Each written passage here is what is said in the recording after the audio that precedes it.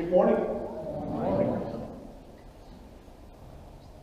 Well, today is Mother's Day, so happy Mother's Day, ladies.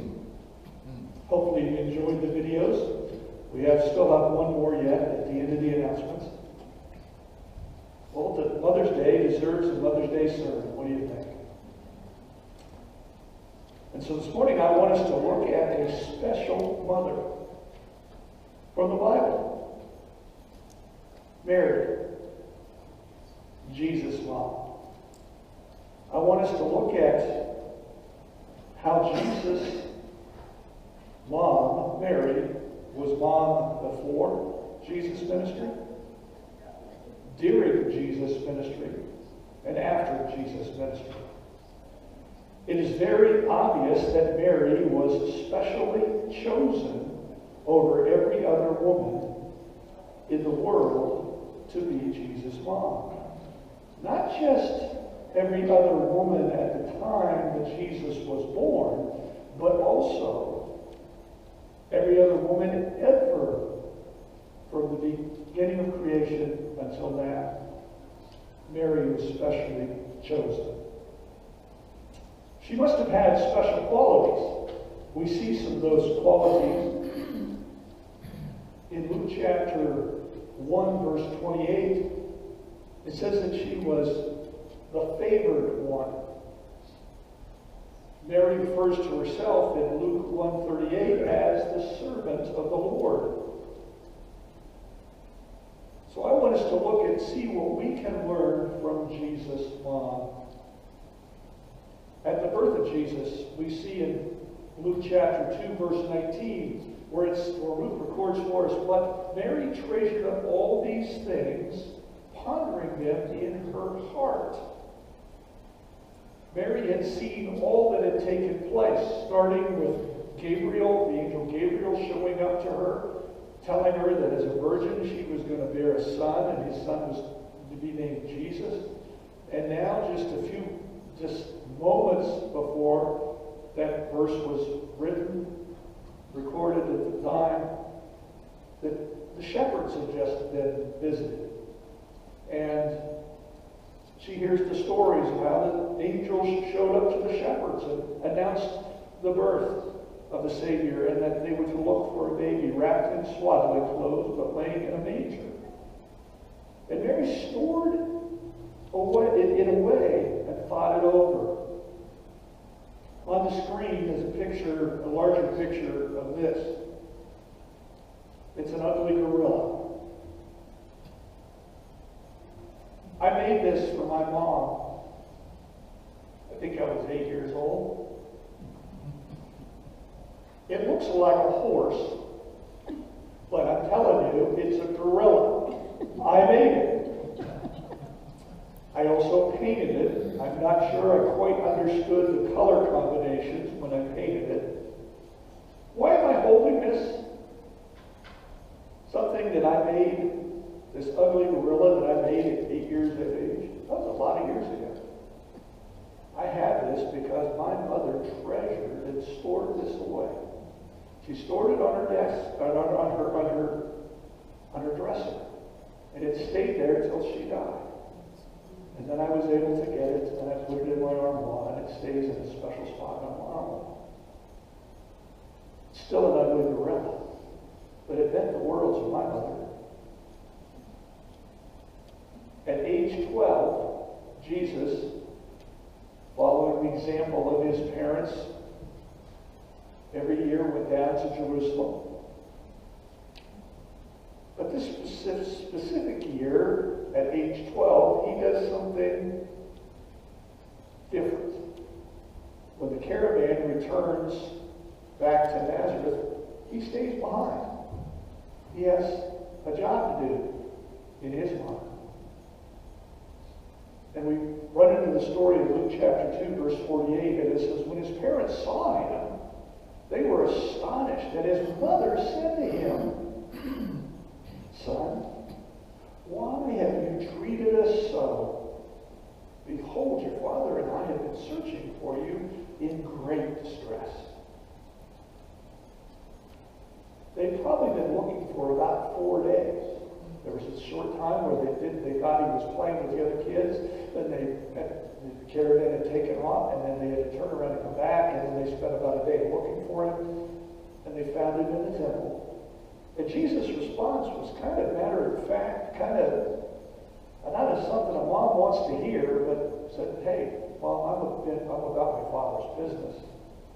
I don't think that Mary fully understood, and I kind of look at this time in Mary and Jesus' relationship, that Mary wasn't always running around with a halo. We go a few verses down to Luke 2:51, and it says, "He," talking about Jesus, "went with them," Mary and Joseph, "and came to Nazareth and was submissive to them. And his mother treasured all these things in her heart." Again, that idea of mom treasuring things. Back home, back on track. And then the next verse, verse 252 of Luke, "And Jesus increased in wisdom and in stature and favor with God and man." We often look at that scripture as seeing how great a kid Jesus must have been. And that one verse covers 18 years of Jesus' life. One verse. But I think, rather than talking about how great a kid Jesus was, I think it says a lot about who Mary was as Jesus' mom. I think it says a lot about her. Because I believe that kids don't grow up good by accident. It takes two good parents working very hard to raise a child properly. This one verse covers from Jesus at 12 all the way till he's 30. And nothing is said other than that one verse about that time period for Jesus. What happened? We don't know. Nothing is said. What happened to Joseph? Did he die? And if so, when did he die? We don't know.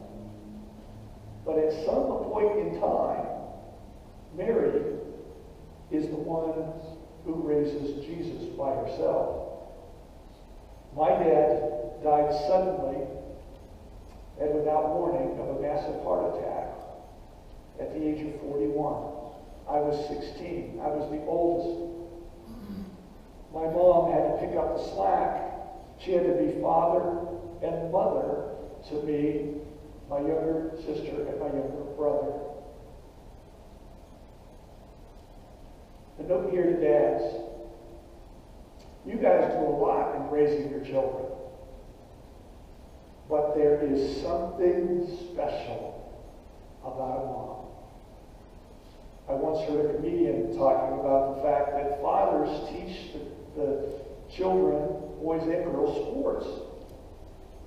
But especially with a son, if the son grows up and becomes a professional football player and catches the winning touchdown pass, and the camera is on him, what does he do? He raises his hand and says, "Hi, Mom."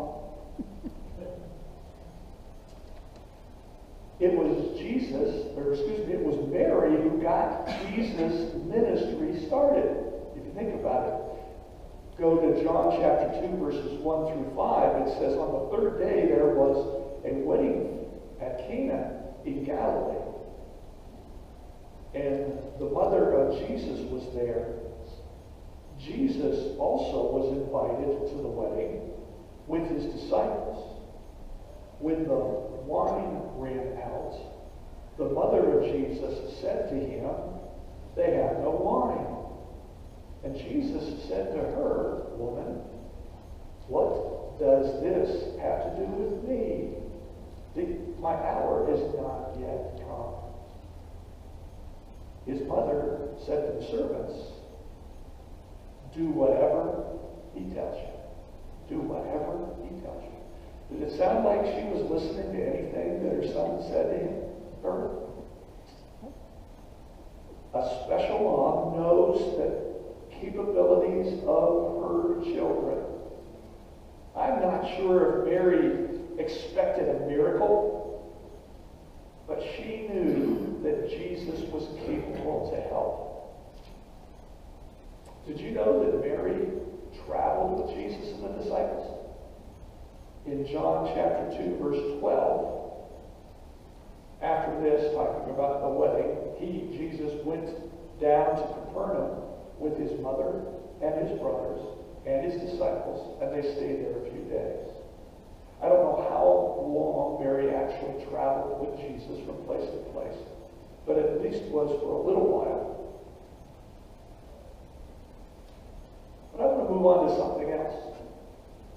The toughest job of a mom. What's the toughest job that a mom has? I think the toughest job a mom has is cutting the apron strings. You notice it doesn't say the shop apron strings, guys, does it? So we say that statement, that the apron strings, because I think it's the toughest for the mom. You ever watch a new mother of a newborn take her baby to the nursery for the first time? The baby doesn't much care. The mom really struggles at that. I'll tell a story about Brianna from Friday. Jared alluded to it a little bit earlier when we were talking, but Anderson did really well. He was extremely well behaved, and so was Larry. Anderson understood what was going to go on. He was properly prepared by his parents. Brianna, I think she understood, but she was a little bit more antsy than he was, but she did a pretty good job as well. In Matthew chapter 12, verses 46 through 47, in the NIV it says, while Jesus was still talking to the crowd, his mother and brothers stood outside wanting to speak to him. Someone told him, your mother and brothers are standing outside wanting to speak to you. And if you read in that section, you'll realize that Jesus doesn't run right out and hug his mom and his brothers, doesn't. He stays inside and continues to teach. If you look at the context, you get the idea that Mary wasn't there because she hadn't seen her son in a long time, and she was just looking forward to be with him. They showed up with the coat that ties in the back, you know, those white coats that tie in the back, because Mary became very concerned about all the things that were going on with Jesus. He was upsetting a lot of people. People wanted him dead, and as a good mom, she didn't want to see that happen. And so she showed up to take him home with them. But of course, Jesus couldn't do that and went on. Must have been very difficult for Mary to watch those things go on in her son's life. My mom wanted me to go to college. It was very clear I was going to college. She had been to college, my father had been to college. I was the oldest, I was going to college. But something really difficult occurred as college approached. I started college at Kentucky Christian in August of '75. I was working at a gas station, a Ohio station in Wintersville. And my mom and I began to argue a lot more. It appeared, even though she would have been wanting me to go to college, now that I was actually going to go to college and I was going to be leaving in a few weeks, she wasn't very crazy about that idea. And I actually had to say to her, Mom, if I have to put my pump tent up behind the science station and live there until time for college, that's what I'm going to do, because I'm going to college. So I did go to college. I think it was my second trip back from college, coming home to visit, that my mom got angry, mad at me. Not because I was down in college, but because I didn't bring my dirty laundry home for her to do. A special mom will never really leave. They stay to the end. John 19, verses 26 through 27. While Jesus is on the cross, this is what John writes. When Jesus saw his mother and the disciple whom he loved standing nearby, he said to his mother, Woman, behold your son. Then he said to the disciple, Behold your mother. And from that hour the disciple took her into his own home. A good child will take care of mom. But a good mom will not be such a pain that her child will not want to take care of her. My mom, as I said, wanted me to go to college. But there was something she didn't tell me until the summer right as I was getting ready to go for my senior year. She waited then to tell me that from birth she had wanted me to be a preacher. But she waited until she knew I was totally committed and I was going to finish out the task and finish my schooling. And then she told me. But not once did she hint at all, not even the least little bit, that was her desire, until she was sure that I was going to follow through on her desire. A special mom will back her child when all others think they're crazy. In Acts chapter 1, verse 14, it says, all these with one accord were devoting themselves to prayer, together with the women and Mary, the mother of Jesus, and his brothers. Mary was willing to support Jesus' cause to the end. She had her doubts. We talked about that earlier. But when the rubber met the road, like all special moms, she was where she should be. As I said, my father died when I was 16. I started running track and ran the 2 mile. And my mother came to those track meets. I don't know how many of you are familiar with when the track season occurs, but it occurs right after the football, or after basketball season, in early March. And it's cold out. There were many times where they had to shovel the tracks off the snow so we could run. And my mom was there in the cold, sitting there. Now, the 2 mile is the second to last event. So she had to sit through the entire track meet in the cold to watch my event. My event wasn't one of those quick events either. It was a long event because it was the 2 mile. My mom was there every track meet. She didn't miss one of the track meets, not one. She was there even when something happened. As I would warm up, see, I told you, Dave, I talked about this. I wore my track shoes, my track spikes, and they fit me so well I didn't wear socks. They fit me like a glove. I had my shorts, my leg supporter, and my tank top. Over that, I had warm-up pants and a warm-up jacket. I would get out there a couple of events before my event. I would start running around and getting warmed up. At a point, I would get warmed up enough, I would take my warm-up jacket off and set it to the side. I would wait until the lane assignments were selected, and then, right before the start of the race, I would pull off my warm-up pants. Well, this particular meet, I pulled off my warm-up pants, and I looked down at my ankles to pull off my pants, and there were my shorts around my ankles. My mom was there for that event, and she came the very next track meet, even though I had embarrassed myself in front of quite a few people. She was always there for me. Mary was there for Jesus before, during, and after. Probably one of the things all of us can say about this special mom, Jesus' mom, Mary, is that she was always there for Jesus. Therefore, if you are a mom, be there for your children. That makes you special. If you have a mom, and that's kind of like Jesus saying, if you have ears, be there for her and remember that mom is special. And if you're like me and your mom is passed, remember to honor your special mom that she is. Much of who I am today has a lot to do with who my mom was and what she taught me.